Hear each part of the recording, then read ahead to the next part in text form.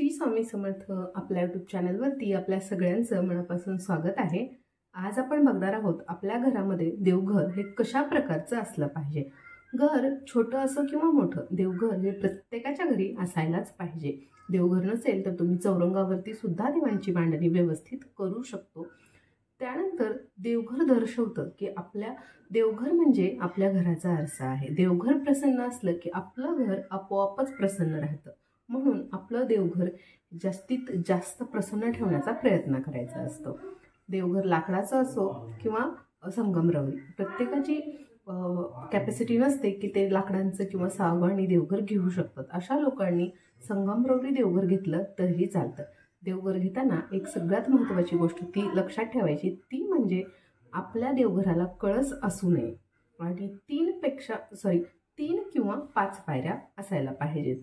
2 पायऱ्या किंवा 4 पायऱ्या असलेलं देवघर हे शक्यतो विकत घ्यायचं नाही। त्यानंतर देवघरामध्ये व्यवस्थित स्टोरेजसाठी जागा असायला पाहिजे। म्हणजे तुम्ही जेव्हा देवघर बनवून घेणार आहात किंवा विकत घेणार आहात, देवांचं जे साहित्य असतं, अगरबत्ती असते, धूप असते, त्यानंतर देवांची वस्त्र असतात, एक्स्ट्राचा नारळ असो किंवा नंतर कोणत्याही देवांच्या बाबतीत ज्या वस्तू असतात त्या ठेवण्यासाठी आपल्याला एक स्टोरेज बॉक्स घ्यायचा आहे। माझ्याकडे सध्या तो नाही आहे, पण मी तो लवकरच बनवून घेणार आहे।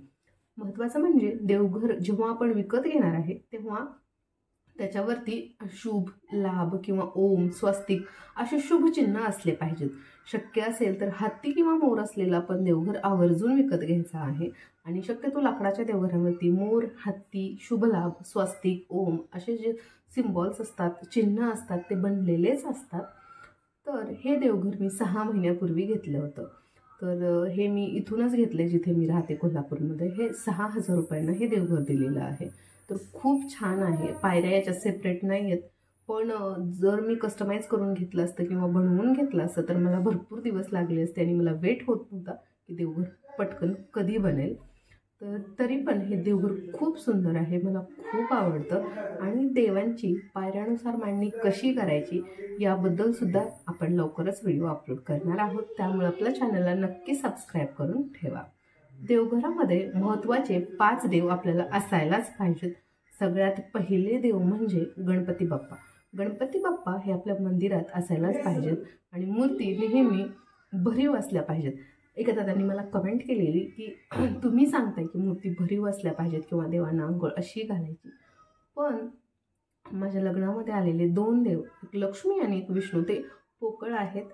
पण मी भरपूर वेळा विचार केला त्यांना बदलायचं, पण जेव्हा आपण त्या देवाची 7 वर्ष झालं पूजा करतो, आपली अटॅचमेंट झालेली असते देवांसोबत, मग ते आपल्याला पटकन आपल्या देवघरातून बाहेर काढावं वाटत नाही। मी भरपूर वेळा विचार केला होता की या जुन्या मूर्त्यांच्या व्यतिरिक्त आपण नवीन मूर्ती खरेदी करूया, पण मन नाही केलं। की असं वाटत होतं की आपण याला किती जीव लावला, याला किती मनापासून आपण पूजलेलं आहे आणि यांना आपल्या देवघरातून बाहेर कसं काढायचं। पण लवकरच, कारण पोकळ मूर्त्या असू नयेत असं मला भरपूर जणांनी म्हणलं, पण फक्त 2च पोकळ मूर्त्या आपल्या देवघरामध्ये आहेत। एक म्हणजे लक्ष्मीची आणि एक म्हणजे विष्णूची। मी दाखवते एक मिनिट। ही जी लक्ष्मी मातेची मूर्ती आहे ही अशी पाठीमागून पोकळ आहे आणि एक दुसरी आहे ती म्हणजे विष्णूंची, पण मन होत नाही कारण आपण 7-8 वर्ष झालं मी या मूर्तींची पूजा करते। तर बघूया, जेव्हा माझ्याने शक्य होईल तेव्हा मी ह्या मूर्त्या चेंज करेन। तर 5 कुठले कुठले देव महत्त्वाचे असतात? पहिले म्हणजे गणपती बाप्पा, दुसरे बाळकृष्ण, तिसरे माता लक्ष्मी, अन्नपूर्णा आणि जे आपले कुलदैवत आहेत ते सुद्धा।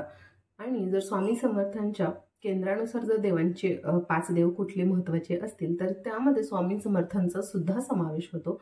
पण प्रत्येकाचं मत हे वेगळं असू शकतं, आपण त्यांच्यावरती आपलं मत हे लादू शकत नाही। आणि काही चुकलं असेल तर क्षमा असावी, कारण मला जेवढं माहिती आहे तेवढं मी तुमच्यासोबत शेअर करण्याचा प्रयत्न करते।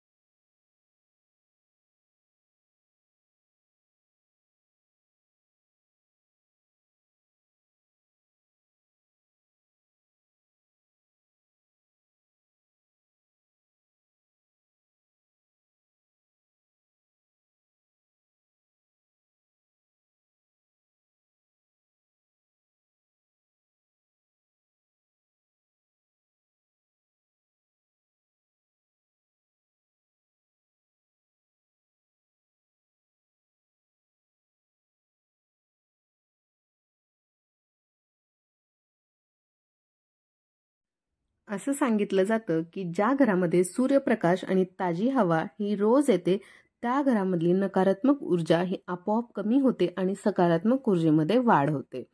हे कितपत खरं आहे ते तुमच्यावरती आहे, कारण आपण मानलं तर सगळ्याच गोष्टी या शक्य असतात. म्हणून जे आपल्याला माहिती आहे किंवा जे इतर मोठे लोक सांगतात त्यांना आपण फॉलो केलं पाहिजे. देवघर नेहमी बनवत असताना देवघरामध्ये पिवळसर किंवा पांढऱ्या रंगाची जी संगमरवराची फरशी आहे ती आपण आवर्जून घातली पाहिजे. यामुळे आपलं मन तर प्रसन्न राहतं आणि आपलं देवघर सुद्धा खूप सुशोभित दिसतं. आणि देवघर म्हणजेच हा घराचा आरसा आहे. जितकं देवघर सुशोभित असेल तेवढं आपलं घर हे स्वच्छ आणि सुंदर दिसतं. आपण आपल्या घरांमध्ये देवांच्या फोटो लावत असतो, पण देवांच्या फोटो लावत असताना या दक्षिण भिंतीला नसू नयेत. आपल्या घराची जी दक्षिण भिंत आहे त्या भिंतीला आपण देवाचे कोणतेही फोटो लावायचे नाहीत. आणि आपण जिथं आपलं देवघर ठेवलेलं आहे त्याच्या एकदम समोर घराची जी तिजोरी आहे ती असायला नको आहे. म्हणजे देवघराच्या समोर आपण कोणत्याही प्रकारचं कपाट किंवा तिजोरी ठेवायची नाही. आणि जे देवांचे जे जपमाळ वगैरे असतात ते आपण देवघराला टांगून अजिबात ठेवायचं नाही. ते देवांसोबत त्यांची सुद्धा आपल्याला पूजा करायची आहे. कधीच देवघरामध्ये त्या टांगून ठेवायच्या नाहीत. आपल्या देवघरामध्ये कधीही आडगळीचं साहित्य आपल्याला ठेवायचं नाही. म्हणजे जे अगदी जुनं साहित्य आहे त्याला कुठेतरी ठेवायला जागा नाही, म्हणून त्याचं स्टोरेज आपण आपल्या देवघरामध्ये केलेलं आहे. किंवा देवघरावरती कोणताही आपल्याला पसारा ठेवायचा नाही. ते देवघर एकदम स्वच्छ आणि सुंदर असलं पाहिजे. शक्य असेल तर देवाचं तोंड हे पश्चिमेकडेच असायला हवं, कारण आपण पूजा करत असताना आपलं तोंड हे पूर्वेकडे झालं पाहिजे. म्हणून देवांचे तोंड हे पश्चिमेकडे असायला हवे. आपल्या देवघरामध्ये शिवलिंग असेल तर शिवलिंगाचं जे तोंड आहे ते उत्तरेकडेच असायला पाहिजे. आणि आपल्या देवघराला उंबरठा असावा, देवघराला छान तोरण लावलेलं असावं. असं केल्यामुळे आपल्याला जे भक्तिमय वातावरण आहे ते अधिक होईल आणि देवाची भक्ती करण्याची जी इच्छा असते ती आपल्यामध्ये जागृत होते. आपल्या देवघरामध्ये एकाच प्रकारच्या देवांच्या 2 किंवा त्याहून अधिक जास्त मूर्त्या नसाव्यात. जर विठ्ठलाची मूर्ती असेल तर ती एकच असावी. शिवलिंग असेल तर तो सुद्धा एकच पाहिजे. म्हणजेच कोणत्याही देवाची आपण डबल मूर्ती आपल्या देवघरामध्ये ठेवायची नाही. फोटो आणि मूर्ती असेल तर चालेल, पण दोन्ही मूर्त्या आपल्याला पूजा करायच्या नाहीत.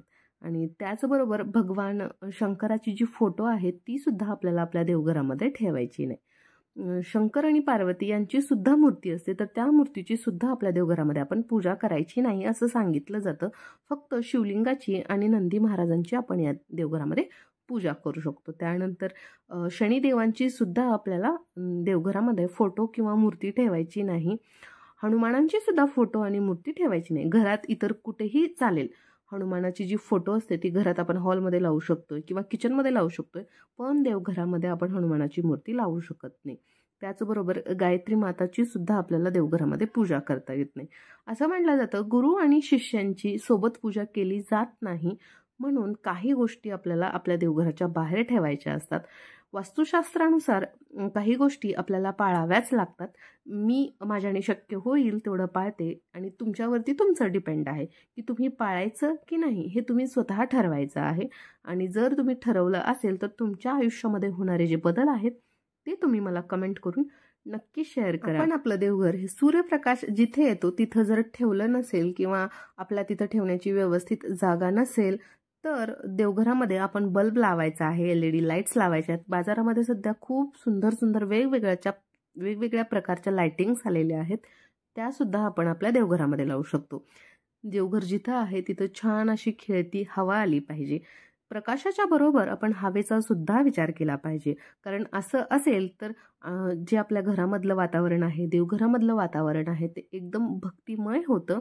म्हणून आपल्याला या दोन्ही गोष्टींचा विचार करायचा असतो. तुम्हाला माझं देवघर कसं वाटतं, त्याचबरोबर माझे सुद्धा व्हिडिओ कसे वाटतात हे मला कमेंट करून नक्कीच सांगा. आणि देवांबाबतीत जर तुम्हाला काही अनुभव आलेला असेल तर तो सुद्धा तुम्ही माझ्यासोबत शेअर करू शकता. पुन्हा भेटूया अशाच एका इंटरेस्टिंग व्हिडिओमध्ये. तोपर्यंत श्री स्वामी समर्थ.